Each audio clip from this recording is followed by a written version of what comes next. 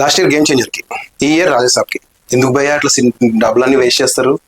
ఒక సీక్వెన్స్ మారుతి గారు ఏం చెప్పారు, 70 మంది ఫైటర్స్ ఒక్కొక్కరిని పట్టుకోవడానికి ముగ్గురు 210 మెంబర్స్ ప్లస్ 70 280 300 మందిని మేపి 60 రోజులు తీసిన sequence లేవేస్తారా?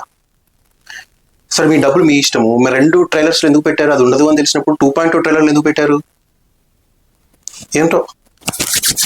Okay, welcome to the review of Raja Saab. సినిమా నాకైతే అంతగా నచ్చలేదు భయ్య. క్లైమాక్స్ ఒక హాఫ్ అన్ అవర్ అని చెప్పారు కదా, ఆ హాఫ్ అన్ అవర్ లో కూడా 20 మినిట్స్ చాలా బాగుంది. మిగతా సినిమా అంత సొల్లు. ప్రభాస్ గారి యాక్టింగ్ ప్రీ క్లైమాక్స్ లో హాస్పిటల్ సీన్ ఉంటుంది, ఆఫ్టర్ బాహుబలి అంత యాక్ట్ చేశారు అనిపించింది, అంత ఎమోషన్ అంత బాగా చేశారు. మిగతా సినిమా అంతా వింటేజ్ ప్రభాస్ అన్నారు, కానీ వింటేజ్ ప్రభాస్ ఇంకా రాడేమో భయ్య. సమ్ వాయిస్ కానీ ఏదో మరి చాలా బాగాలేదు, చాలా ఆక్వర్డ్ గా ఉంది. ప్లస్ హీరోయిన్స్ ని ఊరికే 3 హీరోయిన్స్ కావాలన్నారని చెప్పి పెట్టేశారు ఊరికే. అండ్ ఓకే, క్లైమాక్స్ వరకు చాలా బాగుంది, గ్రాఫిక్స్ కానీ అంతా బాగుంది. కానీ వీళ్ళు మారుతి గారి రేంజ్ కి ఇది చాలా పెద్ద సినిమానే, కానీ ప్రభాస్ రేంజ్కి అయితే కాదు.